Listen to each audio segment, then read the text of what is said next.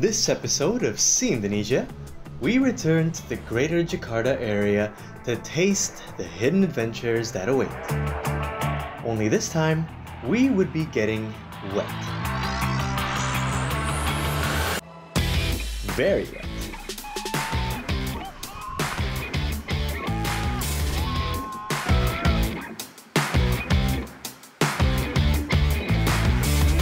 Come see the beauty, only on See Indonesia.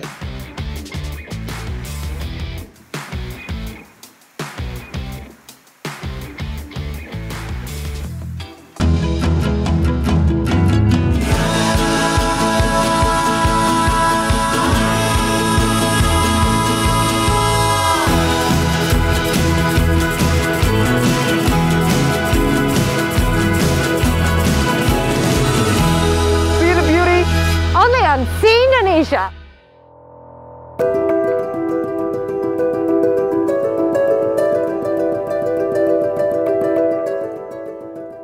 For hundreds of years, the northernmost part of Jakarta, the Thousand Islands Archipelago, and the Jakarta Bay have been the silent witness of many historical moments for Nusantara, Indonesia, and its neighboring countries.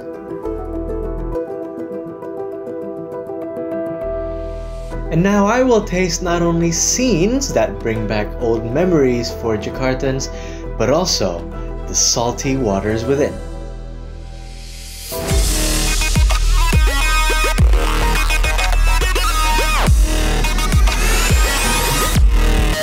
But before all of this, we had to start from shore.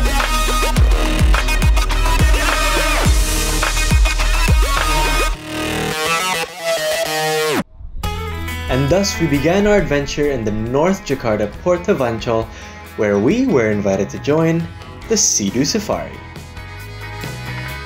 This activity was provided to us by our friends from Tripwe, a service that provides you with a one-stop shop where you could browse for any tours, sports, and activities wherever you are in Indonesia. And on this safari, we would be traveling from the marina and into over there. What, you may ask, is over there? Well, it is the Thousand Islands Island Complex, which we will be going to using these jet skis, as a matter of fact. And so I have prepared myself up. I have borrowed this life vest from them, as well as these goggles. I have borrowed these shoes from our producer, Mr. Bima, and I am ready to go on our jet ski safari.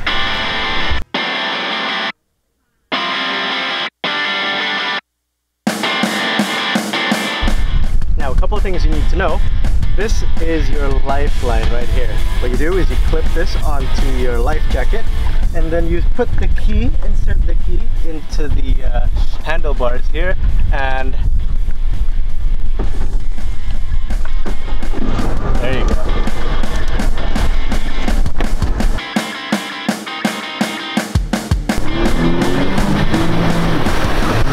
And with the 110 horsepower engine fired up, we headed to the fearsome Jakarta Bay. This 514 square kilometer sea is the lifeline between the capital city and the rest of the world, handling over 78 million tons of ship cargo per year between 2012 to 2017. Today, however, this would also serve as our playground, with the large waves being ample opportunities for us to temporarily take to the skies. And I was having a little too much fun.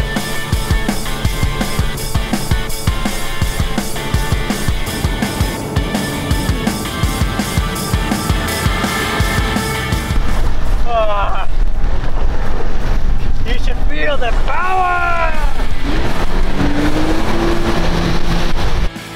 Eventually, we reached our first stop, which was the island of Air.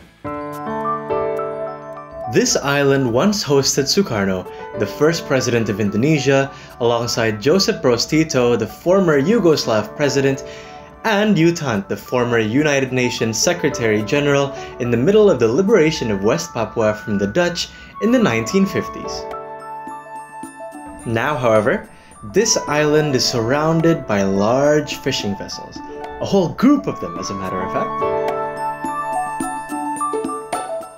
These vessels are absolutely massive, but surprisingly the fish they catch are only small anchovies. Still, the size of these boats really show the sheer volume of anchovies caught in these waters. And it also shows just how reliant Jakarta is on the fishing industry in its bay, with the fishing industry in this area producing an average of 165,000 tons of fish per year between 2013 and 2020. Interestingly, however, this number has actually reduced over the years, with the industry only producing 107,000 tons in 2020.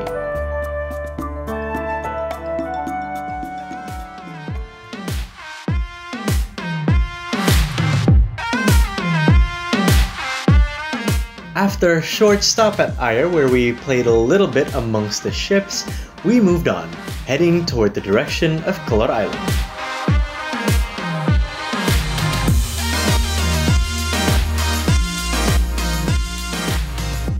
This island is particularly special as it contains Fort Martello, a structure built by the Dutch East India Company in the 17th century as a line of defense against the Portuguese.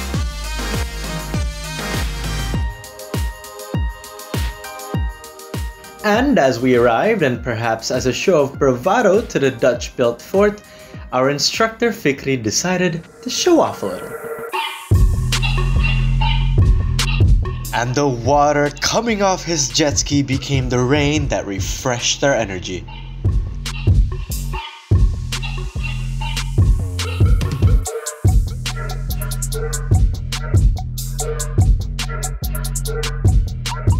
This energy, however, was only temporary, and so we made our way to our next stop to fully replenish.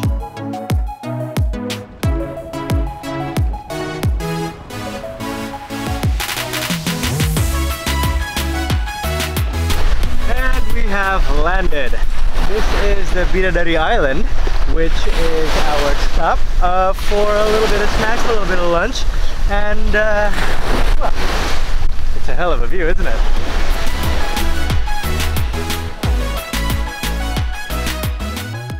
In the 17th century, the East India Company used this island as a hospital to treat leprosy, far, far away from the mainland. Back in the day, every visitor of this island brought either one of two things: an illness or the cure. But in more modern times, the function of this island has slightly changed. And so, what I brought to this island has also slightly changed. Now, if in the middle of your jet ski trip you suddenly get a call from your boss or anyone that you work with that you have this deadline that you need to catch, then worry not, because Bidadari Island is, as a matter of fact, a digital nomad destination. So the Wi-Fi here is absolutely blistering. Speaking of blistering, I really have to work on this script for the next episode.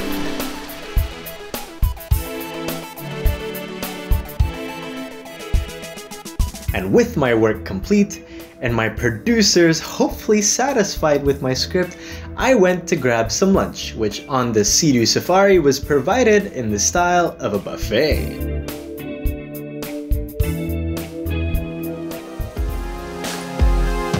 And with my stomach full, I went to do a bit of exploring on Bidadari Island. And what I found was very interesting. In fact, what I found was another Dutch-built fort, also named Martello, and also built in the 17th century. And being inside, with its bullet hole-ridden walls and graffiti from the war, made me feel rather spooked out. But luckily, if you don't want to be spooked out, just in front of the fort lies a beach where you can sit down to enjoy the scenery, have a sip of coffee, and maybe do a bit of work using its speedy Wi-Fi. But after a while of hanging out at the beach, we returned by PWC to the mainland. By the time we arrived, I was feeling very dirty indeed. Luckily, the Sea Safari also provided us with some very nice bathrooms, and so with the adventure over, it was time for me to wash up and for this segment to end.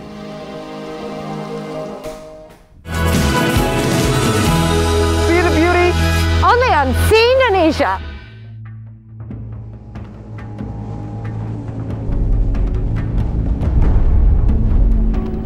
So, now you know where you can go for a gas-guzzling, high-octane adventure in the seas.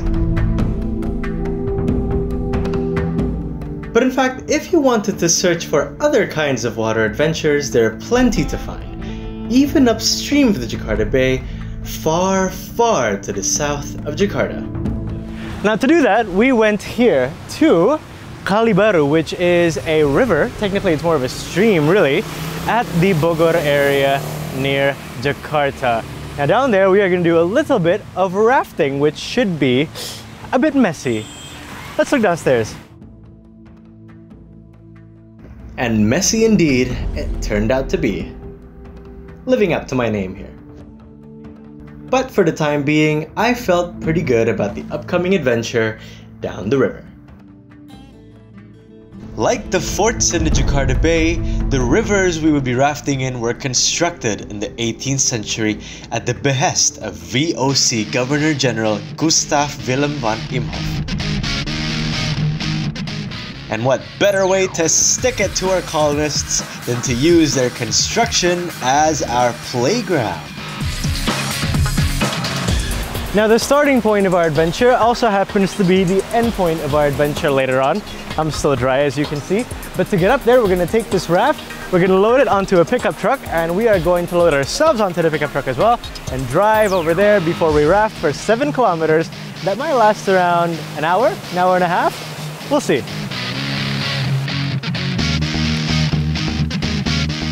And so after preparing the equipment provided to me by the rafting crew, we hyped ourselves up before carrying the raft up the very steep stairs.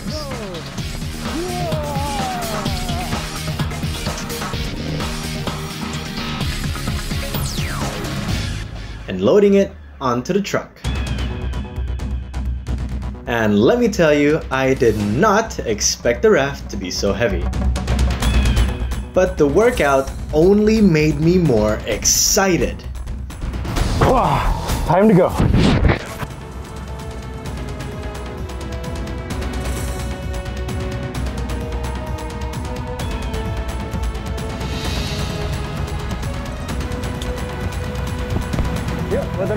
Let's go. Back in the pickup truck, eventually we stopped on the side of the road where we unloaded the raft before we began our adventure down the Kali Baru River.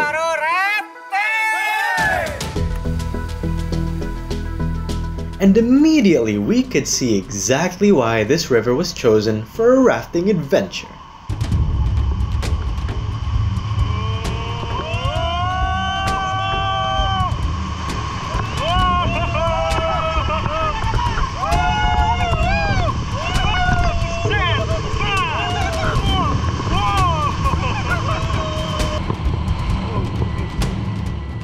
Its raging white waters and weirs provided ample thrust for a little raft,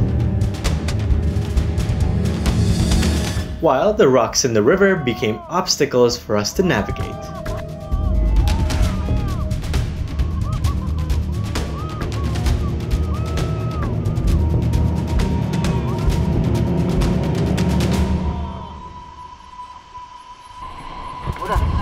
And many times we had to duck lest we be beheaded by the overhanging cables, pipes, and branches. But boy, oh boy, was that the least of my fears.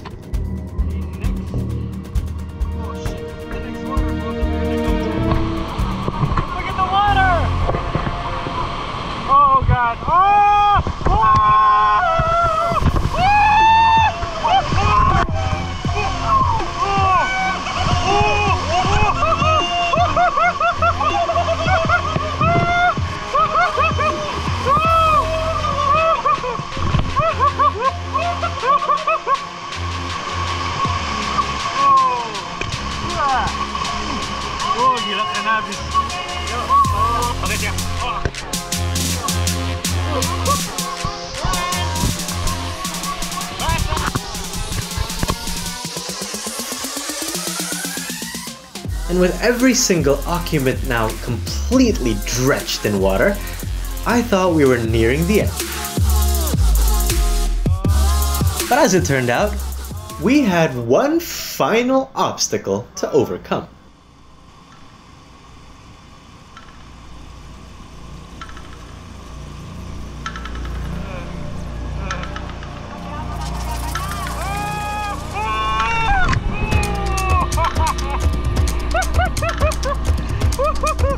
And let me tell you, that one was scary. And with that, our ride came to an end.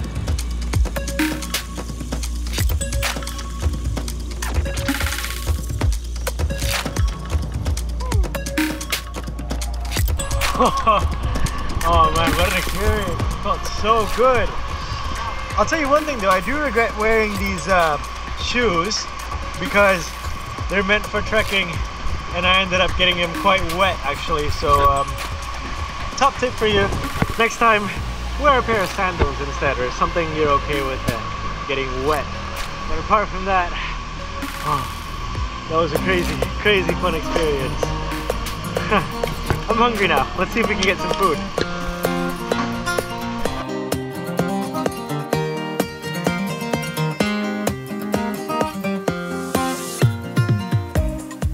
And to top off the experience, a coconut provided by the tour. Cheers! Ah, lovely. Oh, so fresh. Mantap ya? Mantap.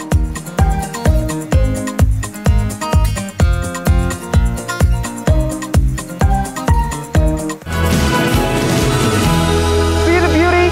Only on See Indonesia. And so with the river adventure over, my body was feeling a little sore. And so we headed back to Jakarta where we could have dinner. A rather useful one at that. After a workout like that, I'm not gonna lie, I'm really hungry. And so I thought, why not find somewhere where I can get a bit of protein?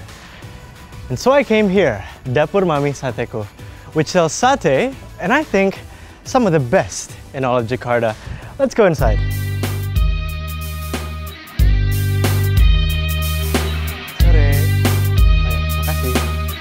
This well-established restaurant is certainly a humble one, but is best known for its lamb, which was specifically chosen for its texture and its smell.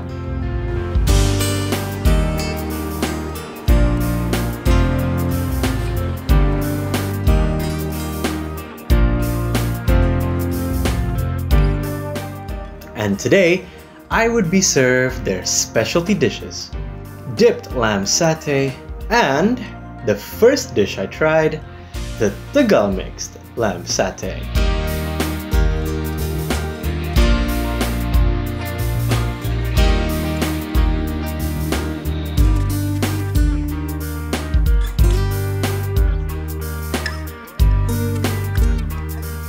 Now first, before we eat the food, we need to put some of the soy sauce into the plates here that have other spices and flavors in it as well. Right, now that that's done, take a spoon and fork, leave it there, take one of the satays and then baste it into the sauce, like so. Let's see how this tastes.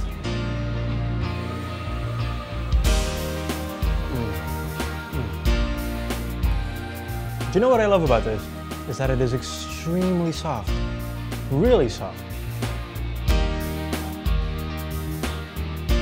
Now the reason behind that is because they use a certain part of the lamb. Not the front, not the sides, not the belly, but actually the hind leg. And the reason for that is because that is the softest part of the sheep that can be eaten, of course.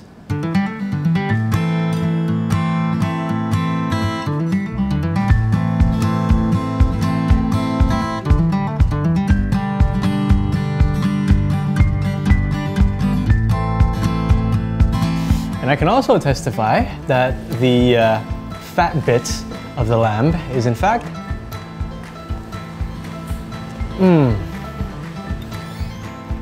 it is so soft that it practically melts in your mouth. It's crazy. And while the Tegal mixed lamb satay is quite savory, the dipped lamb satay is meant to be sweet. I gotta say, I'm not usually a fan of sweet food, but this is actually my favorite of the two. And with the fat,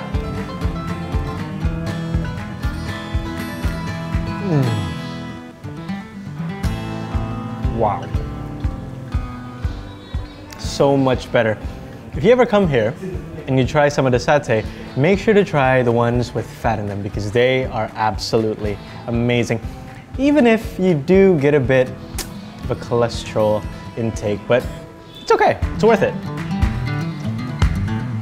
And so, with a meal as good as the adventures I had, working out in the waters of the Jakarta Bay with 130 horsepower under my hand, and learning a little bit of the history and significance of this body of water, and rushing through the rivers of Bogor, where I had the chance to get to know the people behind the grassroots industry of tourism in the area. This truly is the perfect way to end the day, with a bit of protein. And I think it's also a really good way to end the episode. So thank you so much for watching, and we'll see you next time. And if you might excuse me, I'm gonna have my dinner.